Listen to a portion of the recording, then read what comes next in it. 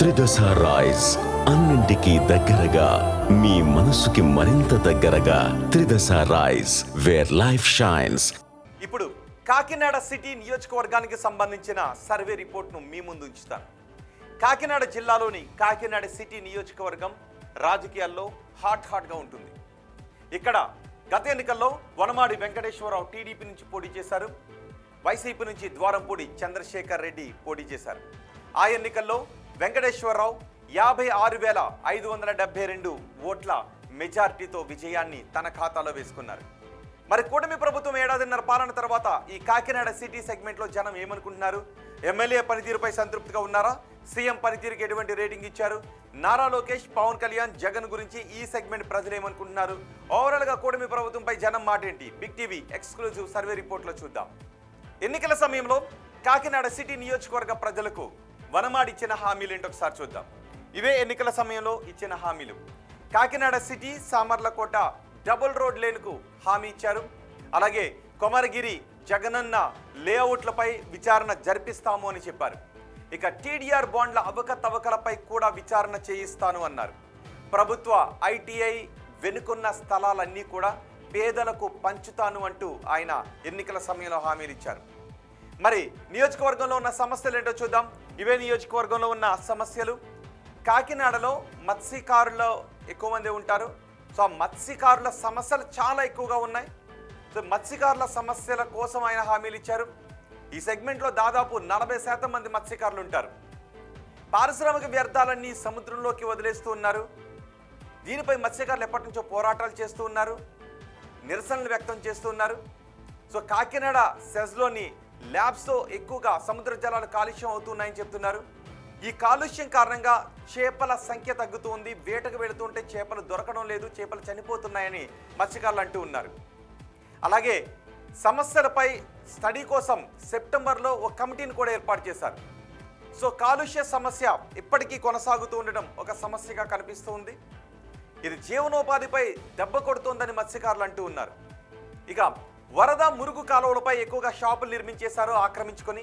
ఈ ఆక్రమణల కారణంగా కాకినాడ వర్షాలు కురిసినప్పుడల్లా వరద ముప్పును ఎదుర్కొంటూ ఉంది. నీళ్లు ప్రవహించే మార్గం లేక రోడ్లు ఇళ్లలోకి వరద నీరు వచ్చేస్తూ ఉంది. అలాగే ఎల్విన్పేట, ద్వారకానగర్, జగన్నాయకపూర్, గాంధీనగర్, రామారావుపేట, కరణ్ జంక్షన్, విద్యుత్ నగర్లో ఈ ముంపు సమస్యలు ఎక్కువగా ఉన్నాయి. మురుగు కాలువల నిర్వహణపై ఎటువంటి పురోగతి కనిపించకపోవడం ఒక సమస్య. ఇక సెగ్మెంట్లో పారిశుద్ధ్యం ఇంకో ప్రధాన సమస్యగా ఉంది. డ్రైనేజ్ పైప్ లైన్ మూసుకుపోయి ఉంది. మ్యాన్ హోల్స్తో దుర్వాసన వస్తూ ఉన్నాయి. డ్రైనేజీలన్నీ కూడా పొంగుతున్న డ్రైనేజీలు దుర్వాసన వస్తూ ఉన్న సమయాల్లో జనం ఆ దారిన వెళ్ళటానికి ఇబ్బందులు పడుతున్నారు. అలాగే ఈ పొంగుతున్న డ్రైనేజీల కారణంగా దోమలు కూడా పెరుగుతూ ఉన్నాయి. దోమల కారణంగా జనానికి అనారోగ్యాలు వస్తూ ఉన్నాయి. సెగ్మెంట్లో రోడ్ల సంగతికి చెప్పుకునే అవసరం లేదు. చాలా రోడ్లు గుంతలమయంగా ఉన్నాయి. కొన్ని చోట్ల పూర్తిగా రోడ్లు గుంతలు పడిపోవడంతో అక్కడ కొత్త రోడ్లు వేయాల్సినటువంటి అవసరం ఉంది. చిన్న ప్యాచ్ వర్క్లు సరిపోవని అంటూ ఉన్నారు. తాత్కాలిక రిపేర్లు, ప్యాచ్ వర్క్లు సరిపోవని జనం చెప్తూ ఉన్నారు. అలాగే Kakinada city Samarlakota road upgrade చేయాల్సిన అవసరం ఉంది. సుమారు 11 కిలోమీటర్ల రోడ్డు సింగిల్ లేన్గానే ఉండడంతో ట్రాఫిక్ ఇబ్బందులు తలెత్తుతూ ఉన్నాయి. జనాభా పెరగడంతో విపరీతంగా ట్రాఫిక్ రద్దీ కనిపిస్తూ ఉంది అక్కడ. ఇవి ప్రధానంగా ఉన్న సమస్యలు. మరి ఎమ్మెల్యే పనితీరుకు జనం ఏమనుకుంటున్నారు? పాజిటివ్గా ఉన్న అంశాలేంటి, నెగిటివ్గా ఉన్న అంశాలేంటి ఒకసారి చూద్దాం. ముందుగా పాజిటివ్గా ఉన్న అంశాలు ఇవే. ప్రభుత్వ సంక్షేమ పథకాల అమలుపై ఎమ్మెల్యే ఫోకస్ చేశారు.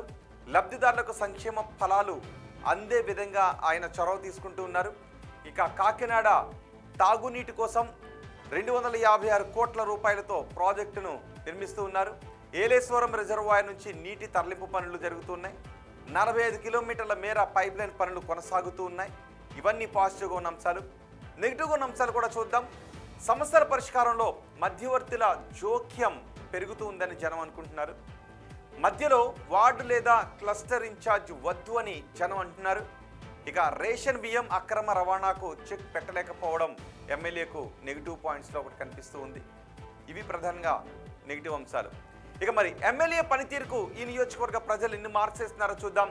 చాలా బాగుందని 10% మంది అంటుంటే బాగుంది అని 30% మంది అంటున్నారు. పర్వాలేదు అని 40% మంది చెప్తుంటే బాగాలేదు అని 12.5% మంది అంటున్నారు.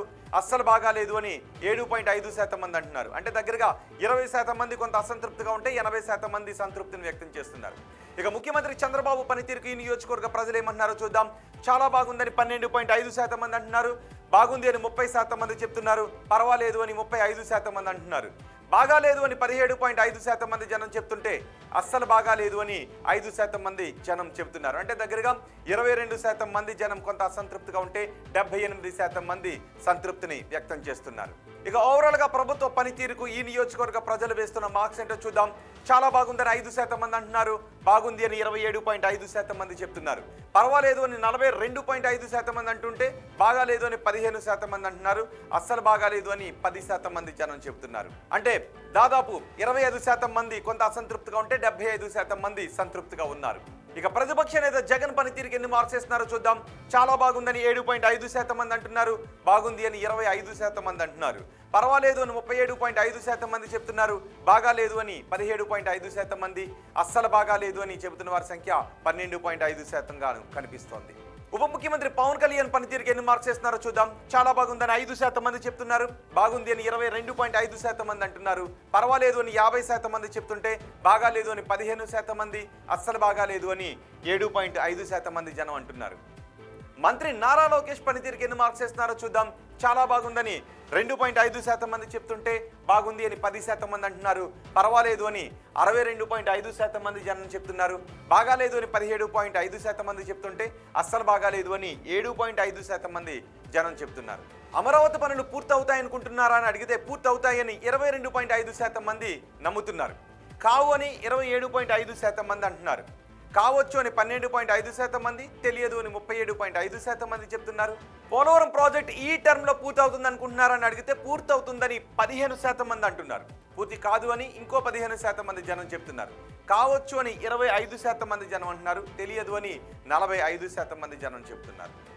కూటమి ప్రభుత్వంలో ఉద్యోగ అవకాశాలు పెరిగాయా అని అడిగితే పెరిగాయని 7.5% మంది, పెరగలేదు అని 10% మంది చెప్తున్నారు. పెరిగొండొచ్చని 47.5% మంది జనం చెప్తుంటే తెలియదు అని 35% మంది జనం అంటున్నారు. వచ్చే ఎన్నికల్లో వైసీపీ అధికారంలోకి వస్తుందనుకుంటున్నారా అని అడిగితే వస్తుంది అని 15% మంది చెప్తున్నారు. రాదు అని 22.5% మంది అంటున్నారు. రావచ్చు అని 50% మంది జనం చెప్తుంటే తెలియదు అని 12.5% మంది జనం చెప్తున్నారు. చంద్రబాబు తర్వాత ముఖ్యమంత్రిగా ఎవరైతే బాగుంటుందని అడిగితే పవన్ కళ్యాణ్ అయితే బాగుంటుందని 15% మంది చెప్పారు. నారా లోకేష్ అయితే బాగుంటుందని 27.5% మంది అన్నారు. తెలియదు అని 57.5% మంది జనం చెప్పారు. ఇవి కాకినాడ సిటీ నియోజకవర్గానికి సంబంధించి survey report, AP progress card.